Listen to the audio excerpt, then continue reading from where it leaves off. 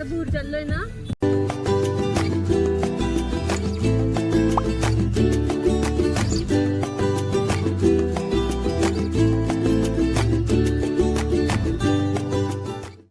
तर hi hello झालं आणि तसंच धनुने सांगितले की आम्ही भूर जातोय.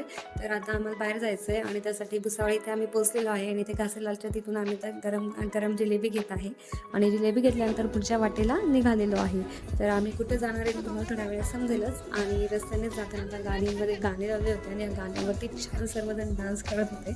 लेटेस्ट गाणे होते आणि मुलांना तर सगळ्यांसोबत असल्यावर खूप एन्जॉय केलं जातं आणि त्यामुळे आता सर्वजण मस्त आम्ही एन्जॉय करत आमची जी जर्नी आहे ती स्टार्ट केलेली आहे. आणि भुसावळमधून बाहेर निघताना आम्हाला ह्या तापी नदीचा पूल लागलेला आहे आणि नदीला किती पाणी आहे ते तर तुम्ही बघू शकता. आणि खूप छान आजचं वातावरण होतं आणि ह्या वातावरणामध्ये बाहेर जाण्याची एक वेगळीच मजा होती. तर आम्ही कुठे जातो आहे याचा पूर्ण व्हिडिओ काय आहे ते बघण्यासाठी व्हिडिओ नक्कीच बघत राहा. तर आता आम्ही इथे चहा नाश्ता करायला थांबलेलो आहे आणि आम्हाला घरून आम्ही पोळ्या बनवून घेतल्या होत्या, त्यामुळे आता फक्त भाजी पार्सल घ्यायची आहे. तिथे जाऊनच जेवण करणार आहे. कुठे जाणार आहे ते तुम्हाला थोड्या वेळात समजेल. So stay tune. तर आम्ही भाज्यांसाठी पनीर भाजी आणि शेवभाजी अशी ऑर्डर केलेली आहे आणि तसेच आता भाज्या बनेपर्यंत किंवा आमची ऑर्डर पूर्ण होईपर्यंत इथे चहा वगैरे घेतलेला आहे आणि इथे सर्वजण चहा वगैरे घेतल्यानंतर जे भाजीचे पार्सल आमचे झालेले आहेत आणि आता आम्ही निघालेलो आहे पुढच्या जर्नीसाठी. तर आम्ही आता आडगाव इथे पोहोचलेलो आहे कारण आम्ही आज चाललो आहे मनुदेवी मातेच्या दर्शनाला. तर बघूया आता पुढचा जो व्हिडिओ आहे तो. तर आता आम्ही मनुदेवीच्या रस्त्याने लागलेलो आहे आणि इथे केळीच्या बागा वगैरे खूप छान असं निसर्गरम्य वातावरण आहे.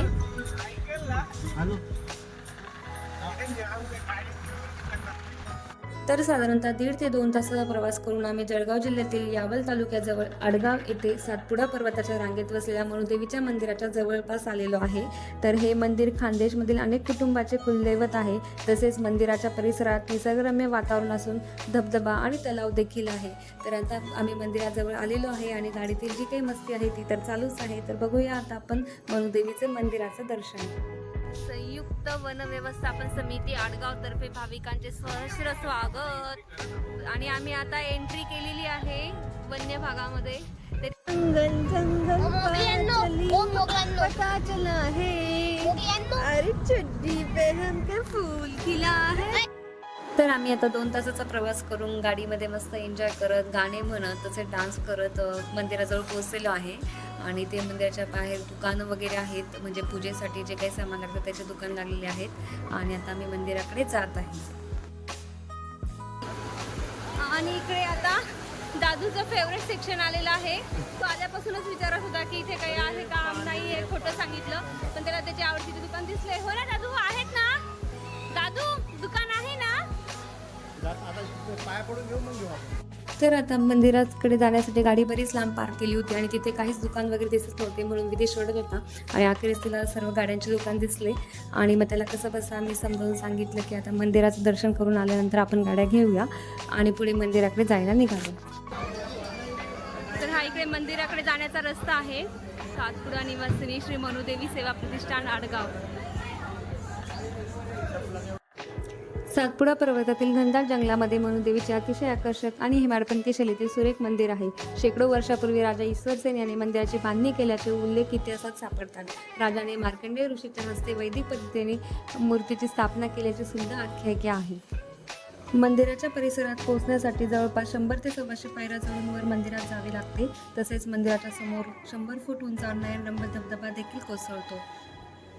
चला तर मग अशा ह्या मनुदेवी मातेच्या मंदिराचे आपण आज दर्शन करूया.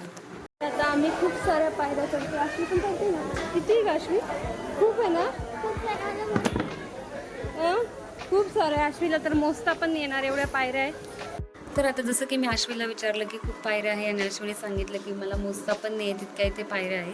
तर अशा भरपूरच मंदिराला पायऱ्या आहे. जसं की मी सांगितलं 100-125 पायऱ्या असतील आणि आता अश्वीसोबत गप्पा मारत मारत आम्ही आता ह्या पायऱ्या चढतोय आणि आजूबाजूच्या हिरवळीचा सुद्धा आनंद घेतोय. तर भेटूया थोड्याच वेळात. तर रविवारचा दिवस असल्यामुळे मंदिराला खूप गर्दी आहे आणि आता आम्ही लाईनमध्ये चालतोय आणि वेट करतोय आता.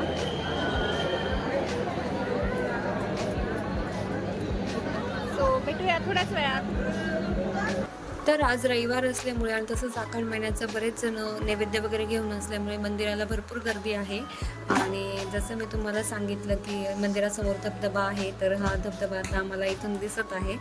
आणि हा खाली मंदिरातून बाहेर निघण्याचा रस्ता आहे. रस्त्याने बरेच शॉपिंग प्लेसेस आहेत, म्हणजे छोटे छोटे असे दुकान लागलेले आहेत.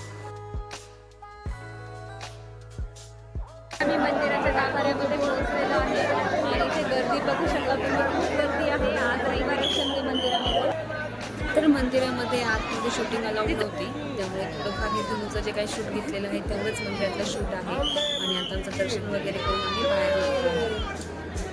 दर्शन वगैरे झालेलं आहे. इथे पावसाने हजेरी लावलेली आहे, त्यामुळे सगळ्यांची खरेदी चालू आहे. आणि तिथं आता थोडीशी शॉपिंग केलेली आहे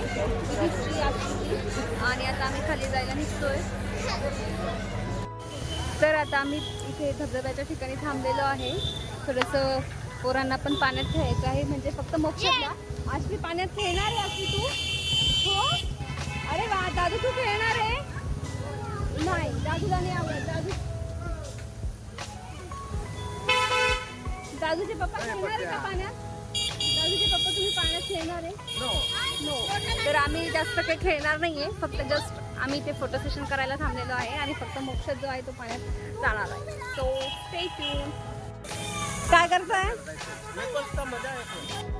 तर खरं तर आम्ही ते पाण्यात खेळायला थांबलो होतो, पण पाणी खूपच खराब होतं, म्हणजे वाहतं असं काही खळखळतं पाणी नव्हतं. त्यामुळे तो पाण्यात खेळण्याचा जो प्रोग्राम आहे तो कॅन्सल केलेला आहे.